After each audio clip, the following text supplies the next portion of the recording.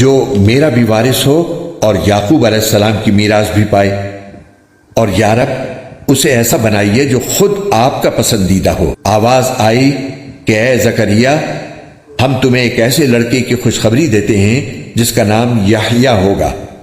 اس سے پہلے ہم نے اس کے نام کا کوئی اور شخص پیدا نہیں کیا۔ زکریا نے کہا، میرے پروردگار، میرے یہاں لڑکا کس طرح پیدا ہوگا جبکہ میری بیوی بانجھ ہے اور میں بڑھاپے سے اس حال کو پہنچ گیا ہوں کہ میرا جسم سوکھ چکا ہے۔ کاف ہا یا عین صاد، یہ تذکرہ ہے اس رحمت کا جو تمہارے پروردگار نے اپنے بندے زکریا پر کی تھی۔ یہ اس وقت کی بات ہے جب انہوں نے اپنے پروردگار کو آہستہ آہستہ آواز سے پکارا تھا۔ انہوں نے کہا تھا کہ میرے پروردگار، میری ہڈیاں تک کمزور پڑ گئی ہیں اور سر بڑھاپے کی سفیدی سے بھڑک اٹھا ہے، اور میرے پروردگار، میں آپ سے دعا مانگ کر کبھی نامراد نہیں ہوا، اور مجھے اپنے بعد اپنے چچا زاد بھائیوں کا اندیشہ لگا ہوا ہے، اور میری بیوی بانجھ ہے، لہٰذا آپ خاص اپنے پاس سے مجھے ایک ایسا وارث عطا کر دیجئے۔ جو لوگ ہم سے آخرت میں آ ملنے کی کوئی توقع نہیں رکھتے اور دنیاوی زندگی میں مگن اور اسی پر مطمئن ہو گئے ہیں، اور جو ہماری نشانیوں سے غافل ہیں، ان کا ٹھکانہ اپنے کرتوت کی وجہ سے دوزخ ہے۔ دوسری طرف جو لوگ ایمان لائے ہیں اور جنہوں نے نیک عمل کیے ہیں، ان کے ایمان کی وجہ سے ان کا پروردگار انہیں اس منزل تک پہنچائے گا کہ نعمتوں سے بھرے باغات میں ان کے نیچے سے نہریں بہتی ہوں گی۔ انہوں نے اللہ کی آیتوں کے بدلے دنیا کی تھوڑی سی قیمت لے لینا پسند کر لیا ہے، اور اس کے نتیجے میں لوگوں کو اللہ کے راستے سے روکا ہے۔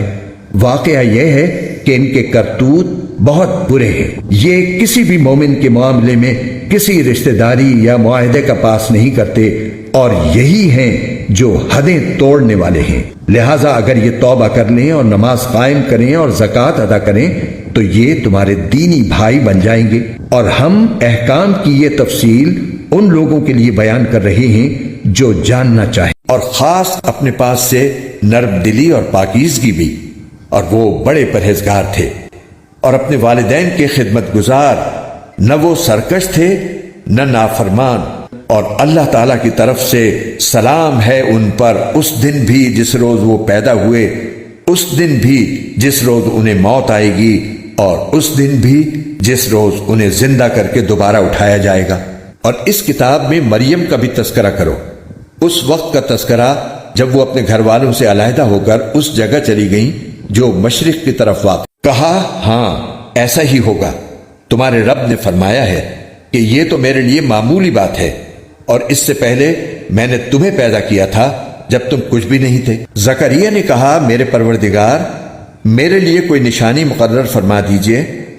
فرمایا، تمہاری نشانی یہ ہے کہ تم صحت مند ہونے کے باوجود 3 رات تک لوگوں سے بات نہیں کر سکو گے۔ چنانچہ وہ عبادت گاہ سے نکل کر اپنی قوم کے سامنے آئے اور ان کو اشارے سے ہدایت دی کہ تم لوگ صبح و شام اللہ کی تسبیح کیا کرو۔ پھر جب یحییٰ پیدا ہو کر بڑے ہو گئے تو ہم نے ان سے فرمایا، اے یحییٰ، کتاب کو مضبوطی سے تھام لو، اور ہم نے بچپن ہی میں ان کو دانائی بھی عطا کر دی تھی کہ ہم پر تو تاوان پڑ گیا، بلکہ ہم ہیں ہی بد نصیب۔ اچھا یہ بتاؤ کہ یہ پانی جو تم پیتے ہو، کیا اسے بادلوں سے تم نے اتارا ہے یا اتارنے والے ہم ہیں؟ اگر ہم چاہیں تو اسے کڑوا بنا کر رکھ دیں، پھر تم کیوں شکر ادا نہیں کرتے؟ اچھا یہ بتاؤ کہ یہ آگ جو تم سلگاتے ہو، کیا اس کا درخت تم نے پیدا کیا ہے یا پیدا کرنے والے ہم ہیں؟